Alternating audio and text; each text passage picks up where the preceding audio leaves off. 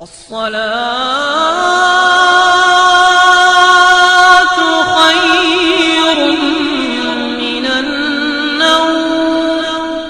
मुख्तसर इतने यानी खास काफिया और रदीफ का एहतमाम किया गया था कि कोई महमूदी बने, कोई अयाजी बन गए, कोई किरदारो अमल के रन के गाजी बन गए।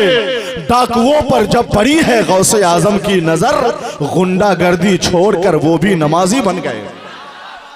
गुंडागर्दी छोड़कर वो भी आएंगे। सुभान अल्लाह। हजरत मौलाना आजम रजा फरीदी साहब तशरीफ लाए। सभी लोग बखैर हैं तो जरा सा मुस्कुरा करके नबी की मोहब्बत में बोल दीजिए सुभान अल्लाह। अल्हम्दुलिल्लाह अल्हम्दुलिल्लाह हम्दन तय्यबन मुबारकन कसीरन कसीरा।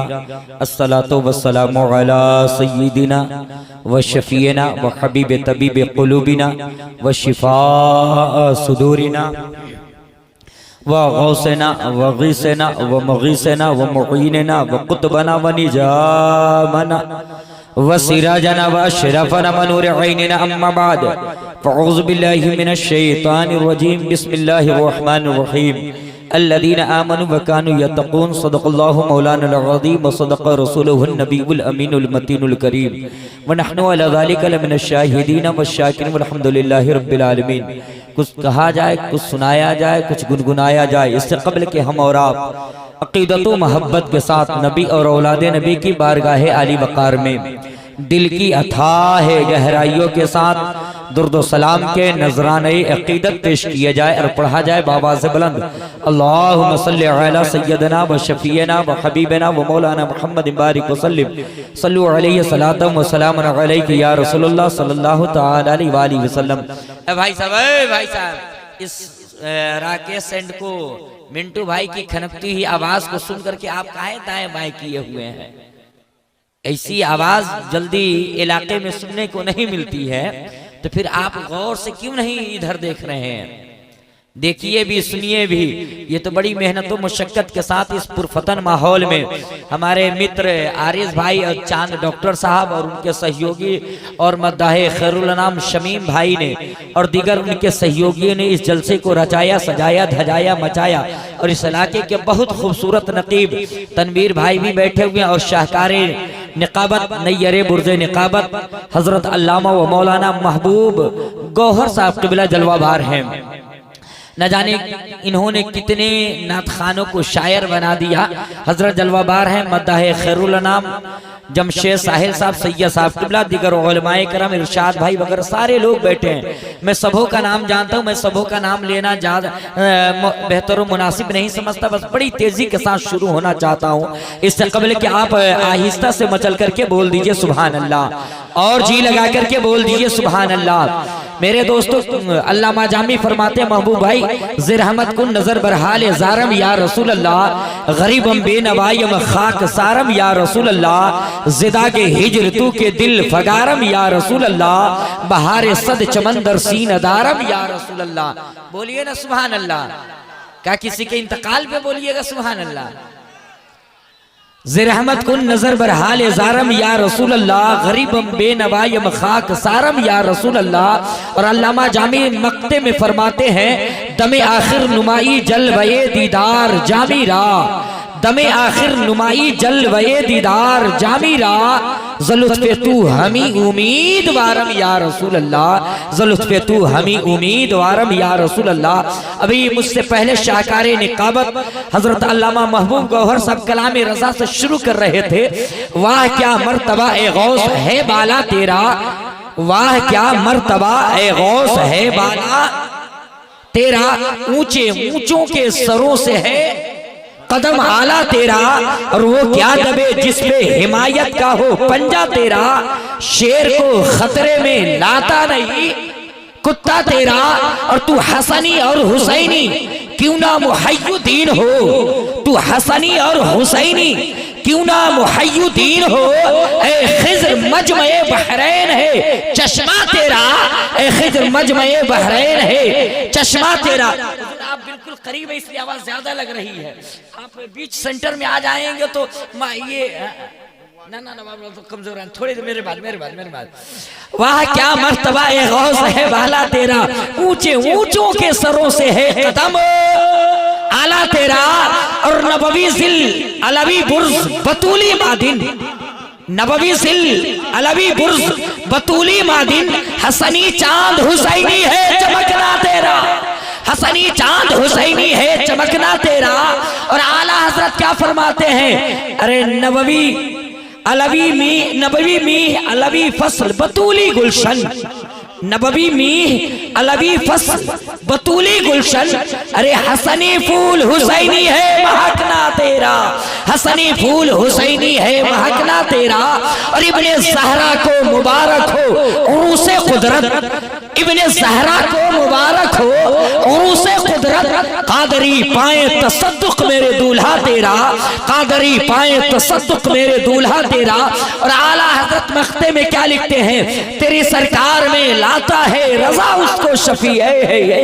आला हजरत क्या लिखते हैं, या रसूलुल्लाह अलैहिस्सलाम कल बरोज़े क़यामत अहमद रजा के पास कोई ऐसा अमल नहीं जो बारगाहे नबूवत में पेश करके शफाअत हासिल किया जा सके। न नमाजों का तमगा है, न रोजों का ठिकाना है, न इबादतों का ठिकाना है। कोई ऐसा अमल नहीं जो दरबारे नबूवत में पेश करके शफाअत हासिल किया जा सके।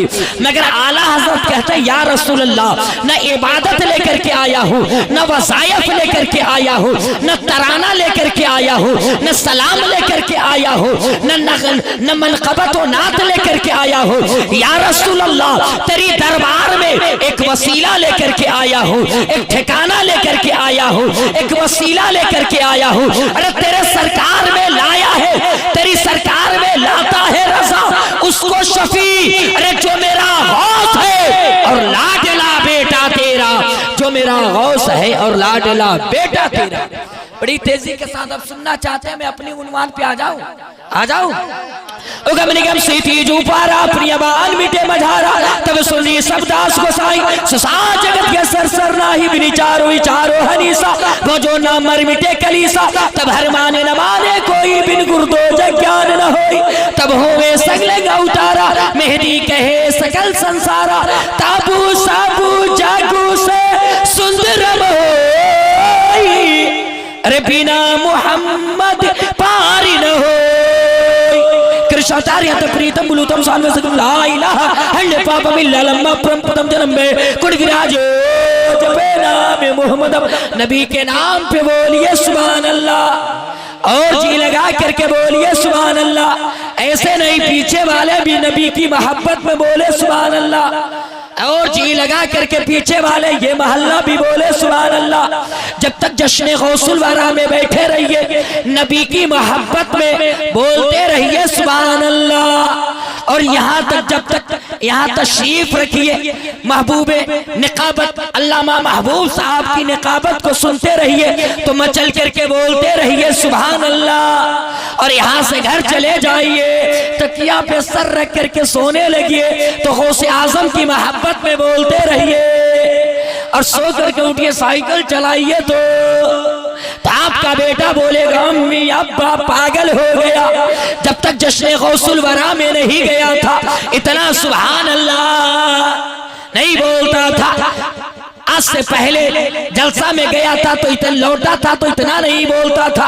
आज जो लौटा है, खाता भी है तो बोलिए ना, बोलिए, चलता भी है तो सोता भी है तो माँ कहेगी बेटा अरे तेरा बाप पागल नहीं हुआ है, अरे तेरा बाप गौसे पाक का दीवाना हो गया है। अरे दुआ कर तेरा बाप गौसे पाक के नाम पे सुभान अल्लाह बोलता, जब इस दुनिया से चला जाएगा तो जन्नत में गौसे आजम की रिफाकत मिल जाएगी, तो गौसे पाक की कुर्बत मिल जाएगी। तो बोलना चाहिए कि नहीं? और जी लगा करके कुंभ कुम कुंभ बंधुनम यस्रानम पंडितम गौरानम स्वाहा। दो वो दरिया यानी के गंगा और यमुना का जब मिलन होता है तो बीच में एक रास्ता पैदा होता है जिस रास्ते का नाम है वैतरणी। और वैतरणी रास्ते का सीधा ताल्लुक वैकुंठ से, स्वर्ग से, जन्नत से।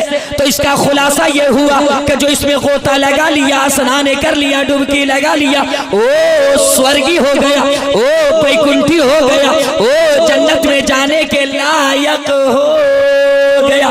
मैंने कहा वेद व्यास जी, क्या आदमी स्नान कर ले तो वैकुंठी हो जाता है? क्या आदमी नहा ले, गुस्ल कर ले तो स्वर्ग में चला जाता है? मैंने कहा अगर नहा नहा के आदमी स्वर्ग में चला जाए तो दुनिया का हर पापी, दुनिया का हर डाकू, दुनिया का हर गुनाहगार नहा नहा करके स्वर्ग में चला जाएगा।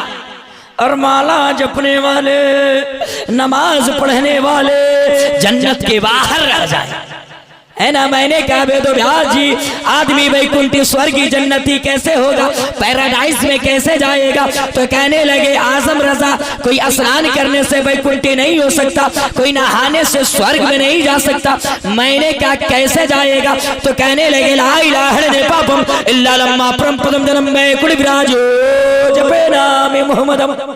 मैंने कहा वेद व्यास जी ये क्या है? इसका खुलासा करके बताइए, इसका खंडन करके बताइए, इसको वाज़ेह करके बताइए। तो कहने लगे लहालम महामम लहालष्टम महामम।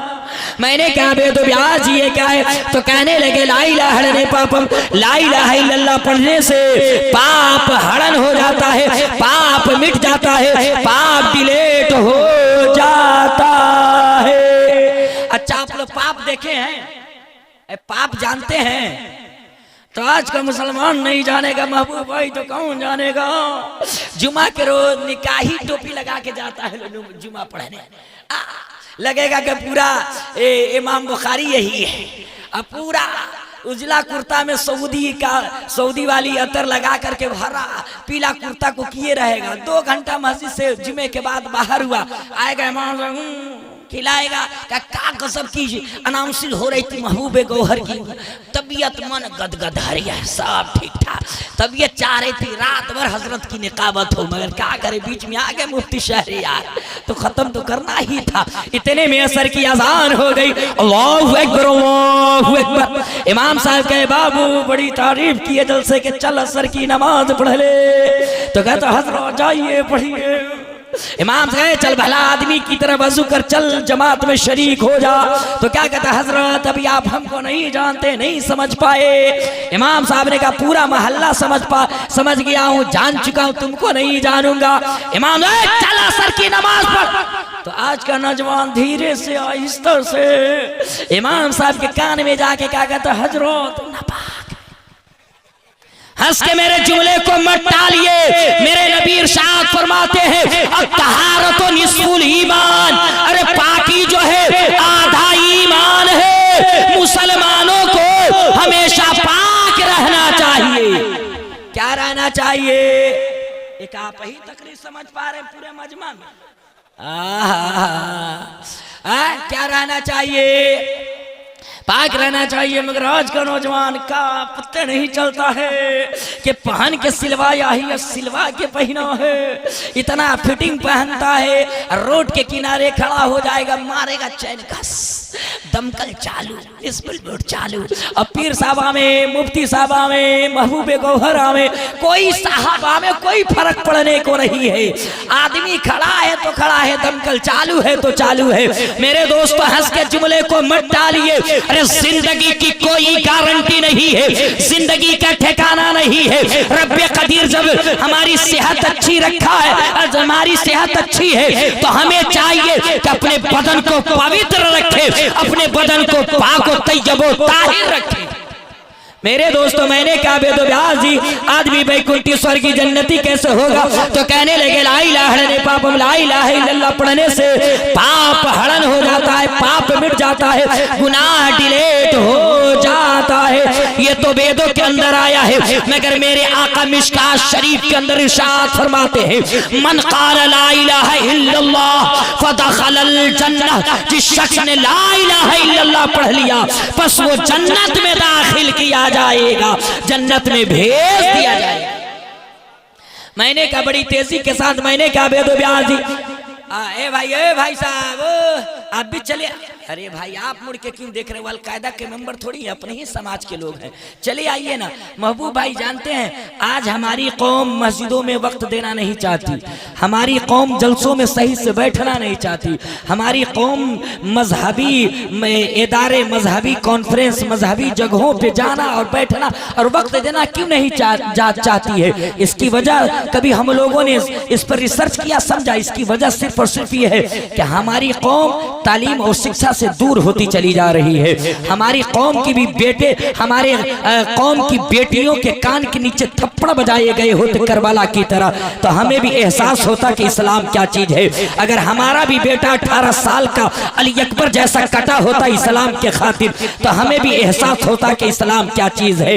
मेरे दोस्तों, न हमारी दौलत इस्लाम के लिए कटी लुटी है, न हमारा बेटा इस्लाम के लिए कटा है, न हमारे गर्दन इस्लाम के लिए कटे हैं। इसलिए हमने इस्लाम की कदर कीमत को नहीं समझा है, इस्लाम की वैल्यू को नहीं समझा है। मेरे दोस्तों, उससे पूछिए, इमाम आली मकाम से पूछिए, करबला की वादी में जिस हुसैन का 18 साला बेटा खाको खून में लथपथ रहा, वो जानते थे हुसैन की इस्लाम कितना कीमती है। जिसका 6 माह का अली अस्कर खाको खून में तड़पता रहा, वो हुसैन जानते थे कि इस्लाम कितना कदर कीमत वाला है। मगर मेरे दोस्तों, एक जहन में सवाल, एक जहन में वाकया गर्दिश करने लगा। मेरे दोस्तों, छोटा सा वाकया सुनते चलिए, जुमले को, मौजू को समेटू, खत्म करूं। मेरे दोस्तों, आज हमने इस्लाम को इसलिए नहीं समझ पाए, वैल्यू नहीं दे रहे हैं। इस मजहबी जलसों की वैल्यू हम इसलिए नहीं दे रहे हैं कि आज हमारी बेटियों की आबरू नीलाम नहीं हुई है, हमारी बेटियों के सरों से दुपट्टे नहीं छीने गए हो। अगर इस्लाम के खातिर किसी बेटी के कान की बाली नोच ली गई होती तो इस्लाम की कदर कीमत को जानता। हिजरत की रात ऐलाने नबुव्वत से पहले मेरे दोस्तों, फतरत का जमाना है। मेरे आका अलैहिस्सलातो तस्लीम अपनी सबसे बड़ी बेटी हजरत ज़ैनब की शादी एक गैर मुस्लिम के यहाँ, एक मुश्रिक यहूदी के यहाँ कर दिया है। पैगंबर इस्लाम शादी के 6 या 7 महीने गुजरे हैं, पैगंबर इस्लाम ने ऐलाने नबुव्वत कर दिया है। जंगल की आग की तरह पूरी आबादी में यह आवाज गूंज उठी। पैगंबर की आवाज जब गूंजी है, हजरत ज़ैनब नबी की शहजादी, सबसे बड़ी शहजादी सुनी, कहा मेरे बाबा ने ऐलाने नबुव्वत किया है। तो हजरत ज़ैनब पुकार उठी, आमन्ना सद्दकना की सदाएं दी। आपके ससुर यानी खुसर ने कहा, ए मेरी बहू ज़ैनब, अपने बाबा का कलमा पढ़ना छोड़ दो, औला तो उसका की इबादत किया करो, उसी के तराने सुनाया करो। मगर हजरत ज़ैनब बाबा का कलमा पढ़ रही है। जमाना और आगे गुजरा है, आपकी सास आपको समझाई, ए ज़ैनब, अगर खैर आफियत के साथ तू ससुराल में रहना चाहती है तो अपने बाबा का कलमा पढ़ना छोड़ दो। मगर ज़ैनब बाबा का कलमा पढ़ रही है। मगर एक ऐसी रात आई है, हिजरत की रात आई, पैगंबर मक्का से मदीना निकल पड़े हैं। जंगल की आग की तरह सुबह सवेरे ये आवाज गूंज उठी कि पैगंबर इस्लाम मक्का छोड़ करके कहीं और चले गए। अब आपके घर वाले कहने लगे, ए ज़ैनब, नारे तकबीर, शहंशाह खिताबत खतीबुल हिंद, गाजी असर, मुजाहिद दौरा, शेर रज़बियत, खलीफा हुजूर ताजुश शरिया, जोरदार अंदाज में खलीफा हुजूर ताजुश शरिया अल्लामा मुफ्ती शहर यार रजा, इस अहद की एक कीमती आवाज, मसलक आला हजरत के अजीम मुबल्लिग आज मोइन महसी की सरजमीन पर तशरीफ लाए। मैं दिल की खुशनसीबी है कि हजरत आपके दरमियान आ गए हैं। बस बड़ी तेजी के साथ एक मरतबा और जी लगा करके बोल दीजिए सुभान अल्लाह, और जी लगा करके लहरा के बोल दीजिए सुभान अल्लाह।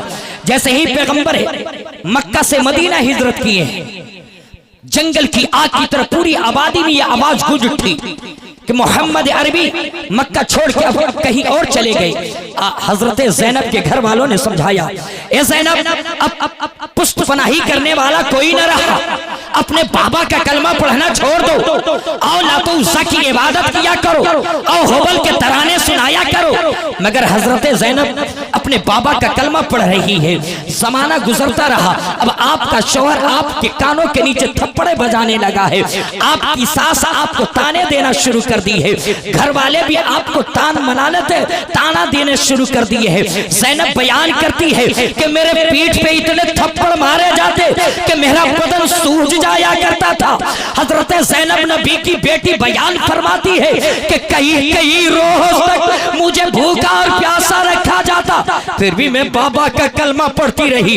मगर जब जुल्म सर से ऊपर चढ़ उठा है, हजरत ज़ैनब एक रोज अपने देवर को बुलाई, चूंकि देवर जरा सा रहम दिल था, कहा मेरे देवर जरा मुझ पे रहम करो और मक्का से मेरे बाबा के मदीना मुझे भेज दो। और आपके देवर ने काफले वालों से बातें कर ली, एक काफले वालों, मेरे घर की एक औरत है जो पैगंबर की बेटी है, मदीना ले जाना है, किराया रख लो, तारीख बता दो, मैं सुबह सवेरे तेरे हवाले कर दूंगा। तारीख बता दी गई। उस भोर के समय, सुबह के समय मेरे दोस्तों हजरत ज़ैनब को चुपके छुपके मेरे दोस्तों काफले वालों के हवाले कर दिया गया। काफले वालों ने हजरत ज़ैनब नबी की बेटी को लेकर मक्का से मदीना चल पड़े हैं। अब जो ही ज़ैनब मक्का से मदीना निकली है, सुबह का सवेरा नमूदार हुआ है। घर वालों ने अपने घरों के अंदर देखा कि ज़ैनब नहीं है। अगल बगल पड़ोसियों का घर तराशा गया, मगर कहीं ज़ैनब का पता नहीं चल पाया। तो एक ही आवाज उठी कि लगता है ज़ैनब मक्का से मदीना बाबा के यहाँ निकल पड़ी है। चंद बदमाशों को, चंद शरीरों को, चंद गुंडों को घोड़ों पे बैठा करके ज़ैनब को पकड़ने के लिए मदीने की राह पे दौड़ा दिए गए हैं। कहाँ चल सकते थे और कहाँ जा सकते थे, ऊंट सवार घोड़ सवारों ने अपनी रफ्तारी से चारों तरफ से ऊंट सवारों को घेर लिया है। और घेरने के बाद एक जालिम दूर ही से नबी की बेटी के ऊपर तीर का वार किया। तीर जाकर के नबी की बेटी के पेट में लगा है और पेट के दूसरे किनारे से निकल गया है। ज़ैनब समीप आ गई। हजरत ज़ैनब को घसीट करके मक्का लाया गया और आपका इलाज नहीं बंद कर दिया गया है। जब आप अपने जख्म कराहने लगी तो आपका इलाज शुरू कर दिया गया, मगर हकीमों और डॉक्टरों ने बताया ये मर्ज ला इलाज हो चुका है। तो घर वालों को फिक्र हुई कि अगर ज़ैनब इसी हालत में, इसी बीमारी में मर गई तो खानदाने कुरैश की गैरत अगर जाग उठी तो मेरी ईंट से ईंट बजा देंगे। एक रात चुपके से नबी की बेटी ज़ैनब को मक्का से मदीना भेजने की तैयारी कर दी गई है। कासिद ने आके पैगंबर को कहा, ए पैगंबर आपकी बेटी ज़ैनब आ रही है। पैगंबर इस्लाम शिद्दत धूप में सरहद मदीना पे आ जाते, अपनी बेटी का इंतजार किया करते। कई दिन गुजर गए, ज़ैनब सरहद मदीना न पहुंच पाई। फिक्र बढ़ गई, मगर एक ऐसा दिन आया है कि चंचलाते शिद्दत की धूप है। हजरत ज़ैनब कड़गल धूप में उस बालू के रेत के सफर को तय करते सरहद मदीना पे पहुंची है। पैगंबर असहाब को लेके खड़े हैं।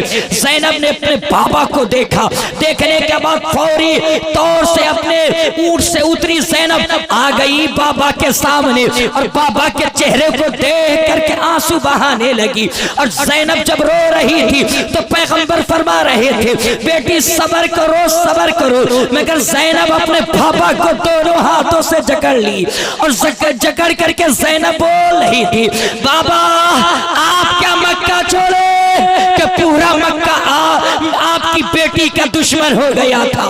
बाबा आपका मक्का से मदीना आ गए कि आपकी बेटी को कई कई रोज तक भूखा और प्यासा रखा गया।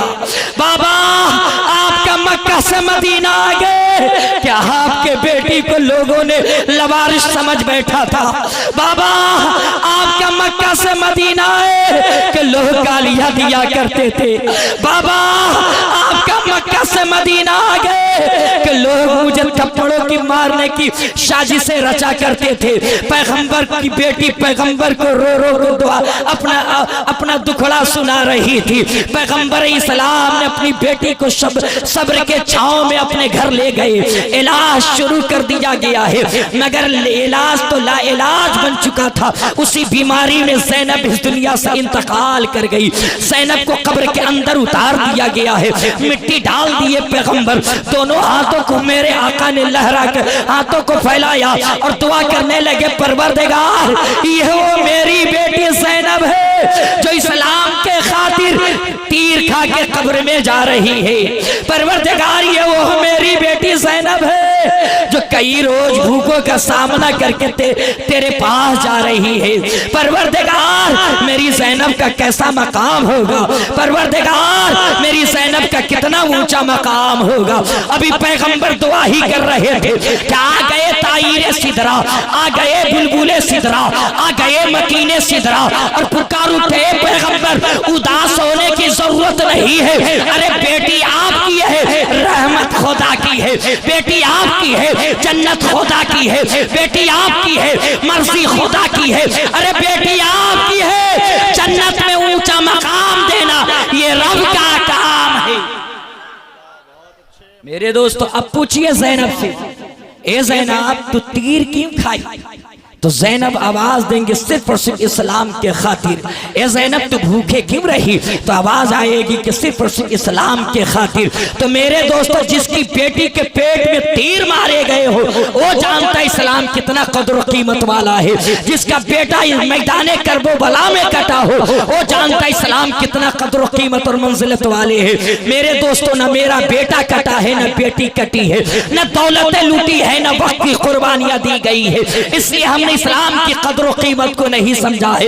हमारी बेटियों के पेट में भी नेज़े मारे गए होते, मेरी भी दौलत लूटी होती, मेरा भी बेटा कटा होता, मेरे भी गर्दन कटे होते, तो हम इस्लाम की कदर कीमत को जानते, इस्लाम की वैल्यू को जानते। इसलिए मेरे दोस्तों जब भी मजहबी जलसे, मजहबी उलमाए किराम की जहां भी आमद हो, ये मत देखिए कि कौन जलसा करा रहा है, ये देखिए कि वहां रसूल पाक का जिक्र हो रहा है ना। मेरे दोस्तों मेरे साथ पढ़िए, अस्तगफिरुल्लाह रब्बी मिन कुल्लि ज़ंबि व अतूबु अलैहि, ला इलाहा इल्लल्लाह मुहम्मदुर रसूलुल्लाह। सीने दिल में जमाले यार का नासूर है, मरहमे यादे नबी से दर्द गम का फूर है, नुक्ते हर फिक्र जो मिसले कमर मामूर है। ए रज़ा ये अहमदी नूरी का फैज़ नूर है। हो गई मेरी गजल पढ़कर कसीदा नूर का। अस्सलामु अलैकुम।